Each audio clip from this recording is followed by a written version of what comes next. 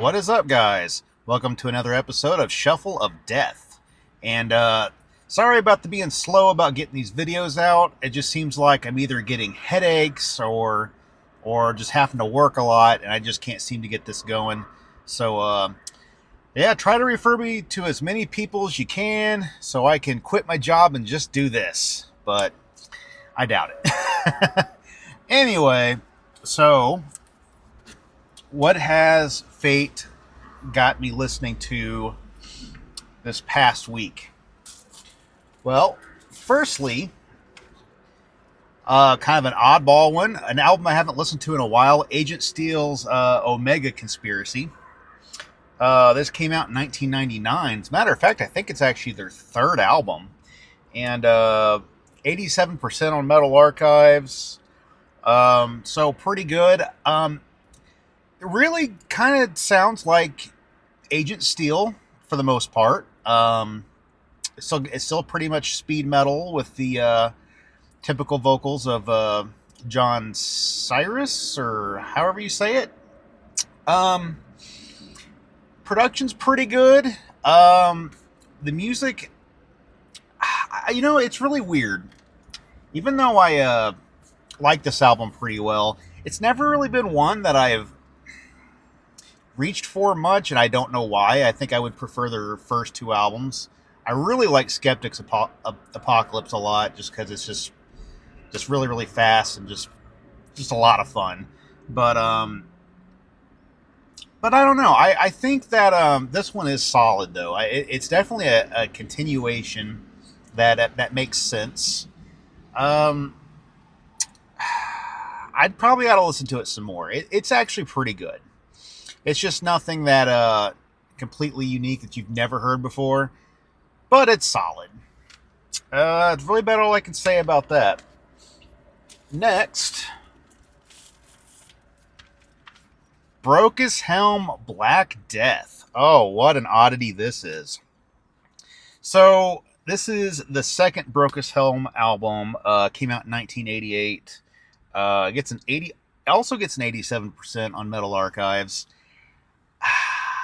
Okay, so here's the weird thing about this album. The first Brokus Helm album was really raw, but it really was kind of a very traditional heavy metal album.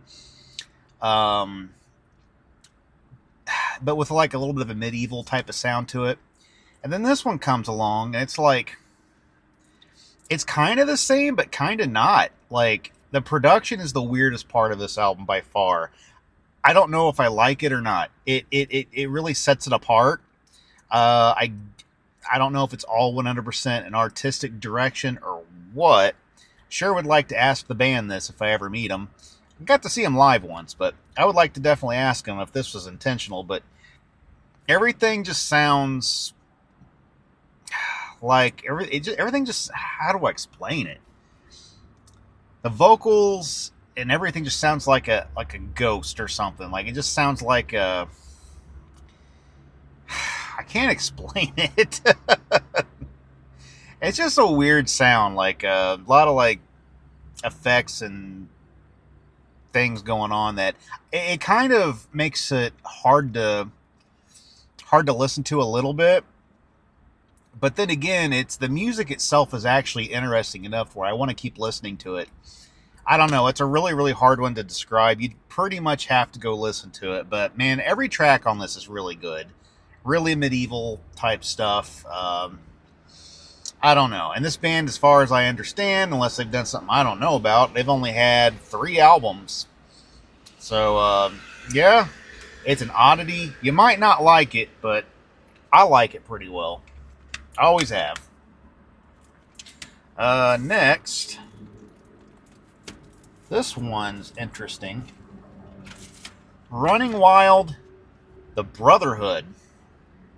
So, I'm glad I picked this one. Of all the more modern Running Wild albums, I'm glad it picked this one because this is one of the better ones. So Running Wild is like the pirate heavy metal band, kind of the band that started any kind of a pirate theme with their metal. Of course, the first two albums were not pirate themed; they were just regular evil metal, and then so on. They started getting into the pirate thing. But anyway, they came out with a bunch of albums, and all of a sudden, around 2000, the year 2000, they started using a drum machine, and the music even kind of started getting a little bit toned down, a little bit simpler. Um, like not as fast. They kind of have a speed metal sound to them. Um, and the funny thing is he kind of said that this drum machine was a real drummer. He was lying. The main guy in the band, the vocalist, guitarist, Rock and Rolf. He said that it was a guy named Angelo Sasso, and this guy never existed. He's not a real guy. So it kind of became a running joke in the German metal scene that a drum machine is Angelo Sasso. So yeah, you could definitely tell the drums are fake. It's pretty obvious, but it still doesn't sound bad though. I just rather hear real drums. But anyway, this is the second album they put out with Angelo Sasso with fake drums, and it's pretty good. Victory was the first one that came out in 2000, and although it's good, I never really connected with it really hard. This one though, this one's really good. This is the best of the best, I think, of 2000s Running Wild because the songs are interesting. They don't feel very as cookie cutter. I mean, Running Wild can kind of be cookie cutter, but this one's really not too bad. But anyway, this one came out in 2002. Gets a 77%. I'd give it more than that. I'd say this is at least a 90. This is actually a pretty good album. But yeah, so this is like the 12th album I think Running Wild put out. So yeah, they've got a lot, and they've got more after this, and it definitely dips a little bit, and yeah, in quality. But this album, definitely check this one out if anything. Next, completely random, Malaya Rage. This is a really cool band from the East Coast of the U.S. They kind of started off as like just a heavy speed thrash power metal sort of sound. Bunch of stuff kind of smashed in there into one. But their first album was the one everyone really knows, and they came out with the second album that's also pretty good, but it's gets a little less praise. But honestly, this band has never stopped really, and they really got a pretty good catalog. One of the most underrated bands I think in history. I don't know why they're not talked about more, but anyway, this album came out in 2014. I remember when it came out, I was pretty excited. I think I was somewhere out in the desert, somewhere out west, driving for Bolt Express when I heard about this. I was like, oh, cool. But this gets a 72%. Now, I would probably give this more of an 80, and let me tell you something. This is also their 8th album, by the way. But let me tell you something. I think the music's really good. The production is the worst thing about it. It's not great. And the vocals, the way they're mixed in, don't sound great. Now, this has a third singer. The band usually has bounced back and forth between two guys, and then they got a third guy, and it's Mark Lopez or Lopes, or I don't know how you specifically pronounce his name. But this is like a singer that kind of floats around to a bunch of bands. I think he sung for Ross the Boss for a little bit, stuff like that. But he sounds okay. I don't think he's a great fit for this band. But I've got nothing against Mark. He's fine. I just think it's the production that I don't like the most. But that music is really good, and the album art's pretty okay. It's an interesting album and worth checking out. But yeah, really, you gotta check out the album Masquerade by these guys. That is really, really good stuff. Underrated. Next, this one's an oddity. I almost had to question whether to put this on here or not because you could argue it's progressive rock, not really metal. But I'm going to tell you why I included it. Rush, Caress of Steel. So, yeah, it's progressive rock, but there are some things in this that really make it more proto metal, in my opinion. I mean, if bands like Budgie could be considered proto metal, then surely this can, because while it's not all super heavy, okay, I say the highlight, my two favorite tracks for sure are Bastille Day and the Necromancer. And yeah, the Necromancer's like 12 and a half minutes on top of that. These songs are actually pretty metal. I mean, they're definitely got some heavy stuff for its time. And see, this came out in 1975 on top of that. So we're talking kind of around the time Judas Priest. Actually, this is before. I believe this is before Sad Wings of Destiny, Judas Priest. So that's pretty amazing when you think about it. And this gets a 75%. Now, I would like to rate this higher, and this is the third Rush album, by the way. I would like to rate it higher as well, but in some ways it's kind of fair. I think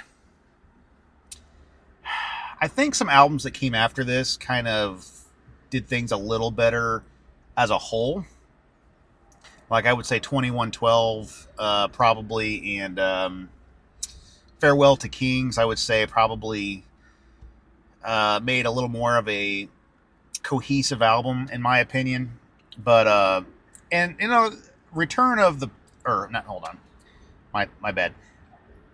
The Fountain the Fountain of Lameth. I don't know. I forget the names of these things sometimes. Song that's also a pretty good song that I would recommend. But this album really is good from front to back. But the two songs, like Bastille Day and the Necromancer, by far are the best. But yeah, there's some things in here with the guitar, like some kind of moderate tremolo picking, and just the way the drums and the guitars kind of do like build and accent each other, just really screams heavy metal to me.